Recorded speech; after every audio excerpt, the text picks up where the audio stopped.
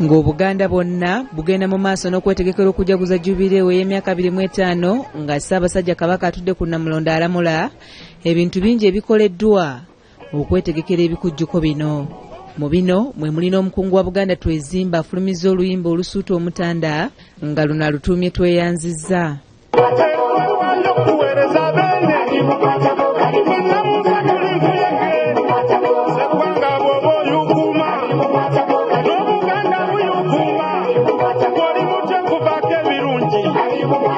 Omumyuka wa ssentebe wa Buganda Twezimba omukungu Julius Sempala ategeezezza BBS Telefayina nti ensonga nnyingi ezibawaliriza okuyiiya oluyimba luno nga beebaza Kabaka.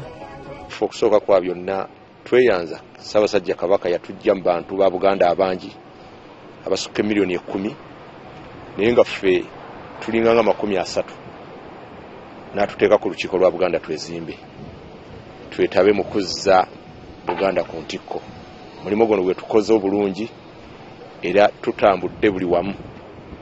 Mukimanyi bulungi tewali masaza 18 we tatuuse ne ttiimu eno gye mulaba abakungu ba Ssaabasajja Kabaka naye ate ne tugenda n'ebweru era Ssaabasajja Kabaka mujjukire nti yasiima n'atongozaayo n'amasaza ebweru mu nsi za Bulaaya. Yonna tugenzeeyo tewali tannatuuka.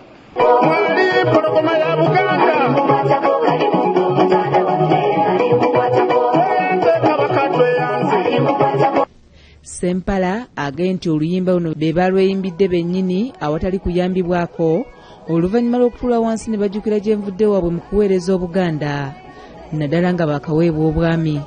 Mujjukire amasiro twagakola gonna ebisinga ne tubijjako engalo ne tudda wano ku Masengere ne tugikola.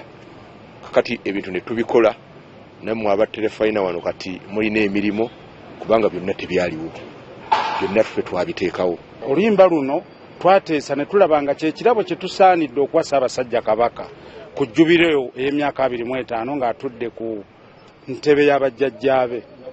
Mwali bene mwali ali mukwatako kalimu gwa mutanda waffe, ali mukwatako omwali empologoma ya Buganda, ali mukwatako kalimu gwa mutanda waffe, ali mukwatako. Wahida Nampima Lubwama, BBS Telefayina, agesigika.